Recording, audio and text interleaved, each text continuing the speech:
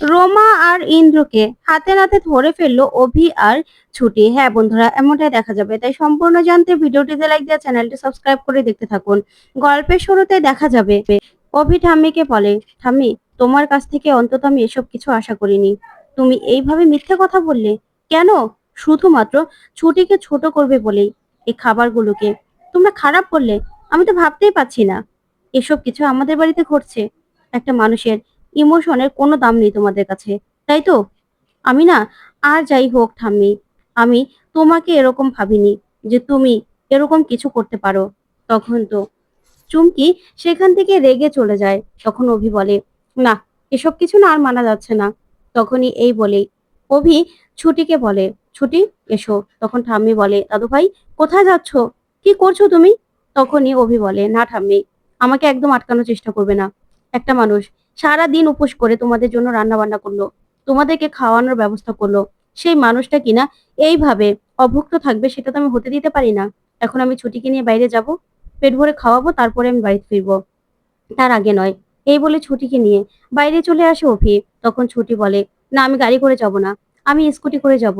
তখনই অভি বলে, কি বলছেন বলুন তো? তখন ছুটি বলে, আমার না দম বন্ধ হয়ে আসছে, সত্যি কথা। আমার ভালো লাগছে না, আমি পারলাম না উকিল স্যার। সত্যি কথা, আপনি তো সাবিত্রীর দিকে আপন করে নিয়েছেন, কিন্তু আমি আপনার বাড়ির লোকদেরকে আপন করে নিতে পারলাম না। আমি হেরে গেছি উকিল স্যার, হেরে গেছি। তখনই অভি ছুটির স্কুটিতে উঠে পড়ে আর মনে মনে বলে, আমি জানি আপনি খুব কষ্ট পেয়েছেন। অন্যদিকে দেখা যাবে ইন্দ্র বসে বসে কাজ করছিল। ঠিক তখনই দরজা নক করলেই, দরজা খুলেই রোমাকে দেখে চমকে যায় ইন্দ্র আর বলে, এ কি আপনি? তখন রোমা বলে, হ্যাঁ, তোমার সঙ্গে গল্প করতে চলে এলাম। তখন ইন্দ্র বলে, কি বলছেন আপনি? বাড়িওয়ালি দেখলে না আমাকে বাড়ি থেকে সোজা বের করে দেবে। তখন রোমা বলে, দূর, এত ভয় পেলে চলে নাকি? বাড়িওয়ালি কোথায়? তখন ইন্দ্র রোমাকে ভিতরে এনে বলে, দেখুন, আমি একা একজন ছেলে এই বাড়িতে থাকি, তাই এখানে মেয়ে এসেছে জানতে পারলে আমার অবস্থা একদম টাইট করে ফেলবে। তখন রোমা বলে, দুধ, আমি তো ভাবলাম এই যে একসঙ্গে আমরা ডিনার করব, তারপরে আমরা একসঙ্গে সিনেমা দেখব, গল্প করব। তখন ইন্দ্র বলে, না, বাইরে চলুন, আপনাকে আমি সেখান থেকেই আমরা কোথাও বসবো। ওইদিকে ছুটি একটা সস্তার দোকানে নিয়ে আসে অভিকে। তখন অভি বলে, ক্যাফেতে যেতে পারলেন না, আপনি এখানে চলে এলেন। তখন ছুটি বলে, হ্যাঁ, আমি এখানে খাবো। উকিল স্যার, আমরা না গরিব, আমাদের অত বেশি চাহিদা নেই। তখন এই বলেই কাঁদতে থাকলে অভি ছুটিকে ধরে আর বলে, এই জলগুলো না দেখে আমার কেন এত কষ্ট হচ্ছে। তারপর দেখা যাবে ইন্দ্র রোমাকে সেখানেই নিয়ে আসে।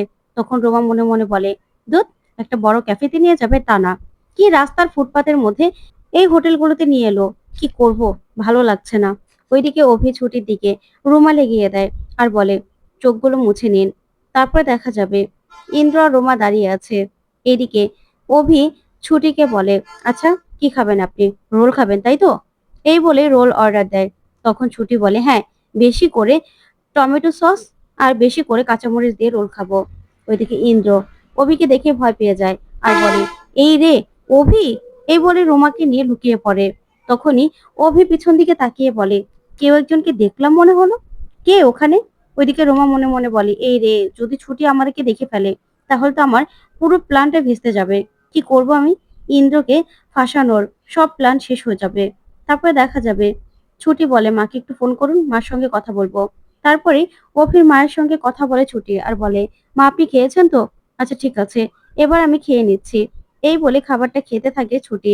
এদিকে ইন্দ্র রোমাকে নিয়ে পালাতে চায়। ঠিক তখনই অভি দেখে ফেলে আর বলে, দাঁড়াও। তখন ইন্দ্র আর রোমা দাঁড়িয়ে পড়ে। এদিকে অভি এগিয়ে আসবে। ঠিক তখনই ওরা ভয় পেতে থাকে। ওইদিকে ঠাম্মি অভির মায়ের কাছে আসার এসে বলে, বৌমা, তুমি খেয়েছো? তখনই অভির মা বলে, আসলে মা, আমি তো আপনার কাছ থেকে অনেক আদর, অনেক ভালোবাসা পেয়েছি মা। আমি তো সেই জিনিসগুলো শিখেছি বলুন। আমিও তো আমার বৌমার জন্য সেগুলোই করতে চেয়েছিলাম। কিন্তু কেন মা, আপনি হঠাৎ করেই এরকম পাল্টে যাচ্ছেন কেন? আমি না আপনাকে চিনতে পারছি না মা। আমি আপনাকে খুব ভালোবাসি মা। প্লিজ আপনি এইভাবে পাল্টে যাবেন না। আমি আপনাকে হাত জোড় করে বলছি, পাল্টে যাবেন না আপনি। তখনই দেখা যাবে ঠাম্মি কাঁদতে থাকে অভির মায়ের কথা শুনে। তখন অভির মা বলে, ছোটি মেয়েটার কি দোষ বলুন তো? প্রতি মুহূর্তে মেয়েটাকে এত কষ্ট কেন পেতে হয়? তখন ঠাম্মি বলে, বৌমা, আমি অভিকে এখনই ফোন করছি। তখন অভির মা বলে, আপনার মনে হয় অভি এখন ফোন ধরবে? ও ছুটিকে আগে খাওয়াবে, তারপরে বাড়ি ফিরিয়ে আনবে। ওইদিকে দেখা যাবে অভি সামনে এসে দাঁড়ায় হিরণময় বাবু। তখন হিরণময় বাবুকে দেখেই অভি অবাক হয়। তারপরেই ছুটি বলে, আঙ্কেল আপনি এখানে? আচ্ছা আঙ্কেল, আপনি রোল খাবেন? তখন তো এই কথা শুনে অবাক হয়ে যায় হিরণময়। ছোটবেলার পরীর কথা মনে পড়ে যায়, যে পরী রোল খুব পছন্দ করত। তখনই হিরণময় মনে মনে বলে, এই মেয়েটাকে দেখলে কেন আমার রাগ হলেও রাগ করতে পারি না, মনের মধ্যে কেন এত আপন মনে হয় আমাকে। তখনই চুমকি এসেই হিরণময় বাবুর হাতটা ধরে আর বলে, আমার বাবাকে নিয়ে আমি এখানে এসেছি। শোন ছুটি, তোর এই রোল খাওয়ানোর জন্য নয়। তখন অভি বলে, তাই নাকি? তারপরেই চুমকি বলে, তা এখানে কি করছো তোমরা? তখন অভি বলে, আমার বউকে নিয়ে প্রেম করতে করতে এখানে এসেছি। তখনই হিরণময় বাবু বলে, শোনো অভি, একদম আমার মেয়েকে জ্বালানোর জন্য এসব কথাগুলো বলবে না, আমার মেয়েকে আর কষ্ট দেবে না। তখন ছুটি বলে, আঙ্কেল আপনি না উত্তেজিত হবেন না, আসলে আমরা আপনার মেয়েকে কষ্ট দেওয়ার কোনো কাজই করিনি। তারপরে হিরণময় বাবু বলেন, তুমি চুপ করো তো, একদম চুপ করো, কোনো কথাই বলবে না। তখন চুমকি বলে, বাবা চলো তো এখান থেকে। আর শোন ছুটি, তুই না সব সময় আমার সঙ্গে এরকম করেছিস, আমার সঙ্গে এরকম ব্যবহার একদম করবি না। তখন ছুটি বলে, শোন চুমকি, যে বাবা তোকে বড় করেছিল, রাস্তা থেকে তুলে নিয়ে গিয়ে দেবদত্ত রায়, তার উপর তুই এইভাবে খুনের চার্জ লাগাতে পারলি? তার সম্পর্কে এসব কথাগুলো বলতে পারলি?